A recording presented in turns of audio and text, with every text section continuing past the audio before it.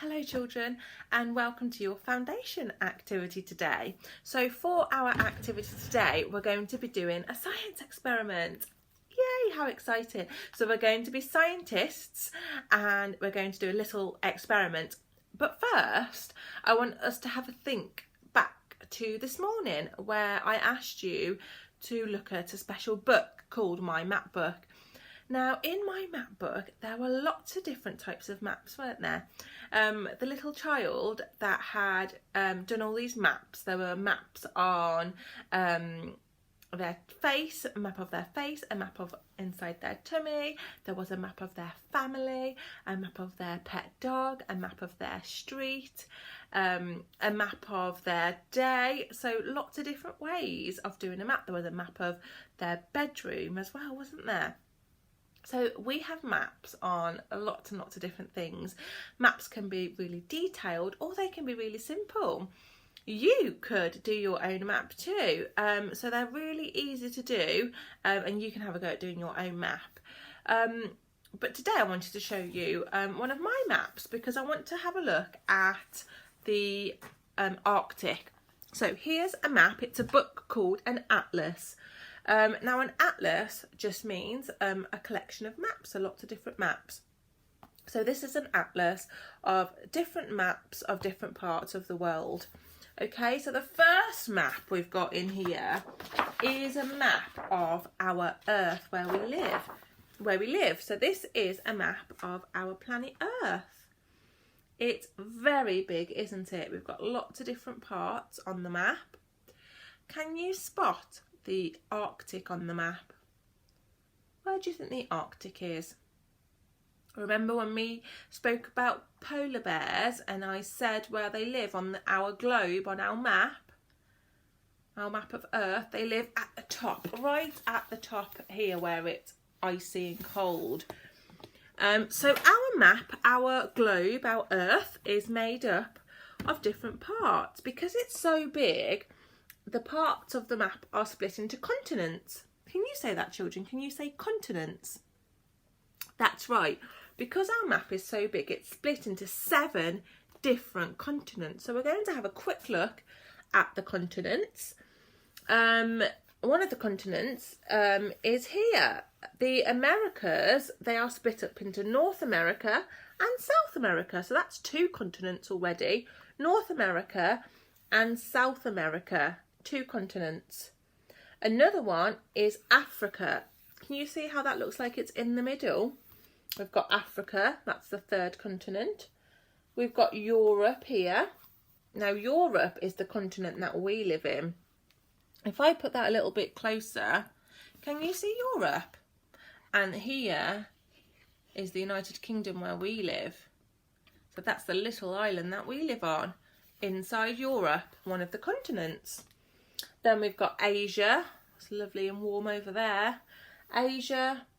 And here we've got Australasia. Now Australasia is made up of lots of different islands. We've got Australia, which is the main big one. We've got New Zealand. We've got Tasmania. Lots of different parts to Australia. And then at the bottom here, we've got the Antarctica. Now the Antarctica is the coldest place on our Earth. The Arctic is very, very cold, but Antarctica is even colder. So I think, did we name all 7? So that is our 7 continents. Let's see if you can name them now. So we've got North America, South America,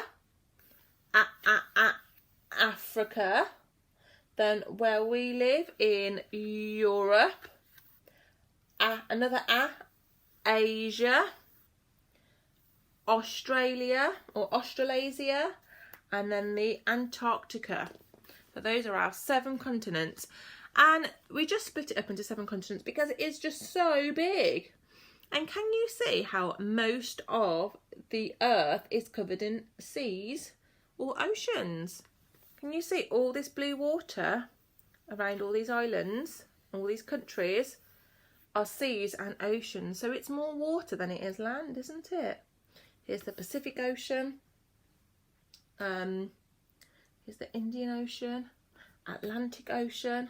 So it's very, very big. But up here, the Arctic Circle, is where the polar bears live. So the polar bears mainly come from here. So here's North America. The polar bears mainly come from up here, which is where Canada is. So it's very cold, very icy. So polar bears mainly come from Canada, and then you get a few in Greenland, and all across the Arctic Circle. So that's where the polar bear's from. And then we find penguins down here in the Antarctica. Okay? But because we've been talking about the Arctic,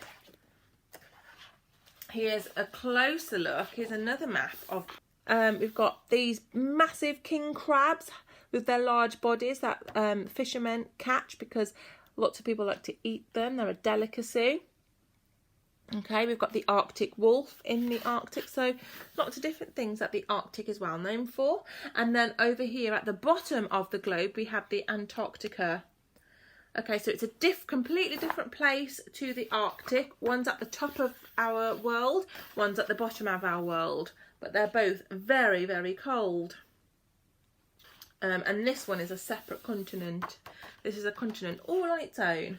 So because we've been thinking about the polar bears living in those icy, icy conditions, our experiment today is going to be using ice. So what you will need for this experiment, children, is some ice cubes.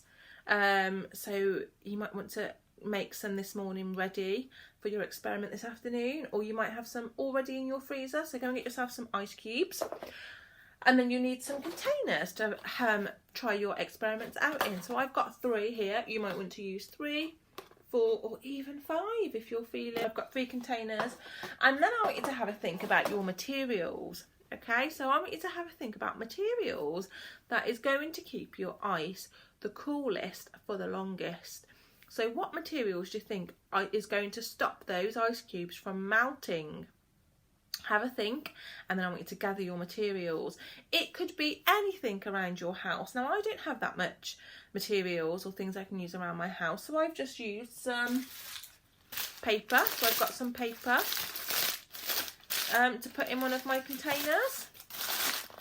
That's going to be my first experiment, is to use paper. I've got some kitchen roll, some tissue to use in one of my containers, so I'm going to pop that in. And then the last thing, I've got a kitchen towel or a tea towel to use for my experiment, so I'm going to pop that in there too. Now when we're doing our experiment, we're going to think about how to make the experiment fair. Okay, so scientists have to think about how they're going to make sure their experiments are fair. So would it be fair if I used a great big ice cube for this pot and a teeny tiny ice cube for that pot? Would that be fair? Have a think. It wouldn't, would it? It wouldn't be fair because the great big ice cube would take a longer time to melt, whereas the teeny tiny ice cube will melt quicker. So that wouldn't really show us anything, because that's not a fair experiment. What about if I put an ice cube in here and I left this one on top of the radiator, and then I put an ice cube in here and I left this one outside? Would that be fair? That wouldn't be a fair experiment, would it? Because the one on top of the radiator would melt quicker because of all the heat. So I want you to think about how you're going to make this experiment fair. So you want to use the same size ice cubes. So using an ice cube tray like this is perfect because all the ice cubes are the same size. So use the same size ice cubes and put them in the same place, because if you put them in a place where, in different places, where one place is warmer and one place is a little bit cooler, the one that's in the warmer place will melt quicker. So put them in the same place. I think I'm going to leave mine in the kitchen with the lids on. I'm going to put my lids on so they take a bit longer to melt, I think. So what you want to do, once you've got your tubs or your containers set up, is quickly put your ice cubes inside. So I've got my ice cube out. I'm going to pop it in the paper. I'm going to wrap it up. And there's my first one ready to go. And then I'm going to get my paper towel, my kitchen roll. I'm going to get another ice cube. I'm going to put it in there, and wrap it up, and then I'm going to put the lids on and leave them in the kitchen. Here's my last one, my tea towel. I'm going to get my ice cube. Oh, it's very cold, very slippery too. I'm going to pop it on my tea towel and I'm going to wrap it up. And I'm going to leave them, and I'm going to check them about every 5 minutes, 5 to 10 minutes. I'm going to give them a little check. Okay, so there, I'm going to leave them and I'm going to check them every 5 minutes to see if they've started melting. Okay, so when you are doing your experiment, I want you to have a think, because all scientists, they hypothesize, they have a think about what they think is going to happen. So before they look at the results and find out what's happened, they have a think. What do you think is going to happen? What material do you think is going to stop your ice cube from melting the quickest? So I think the tea towel might keep my ice cube coolest for longest and stop it from melting. And I think the paper might melt the ice cube the quickest. What do you think? So you can go and have a look now at the different materials you're going to use and get those ready and set up.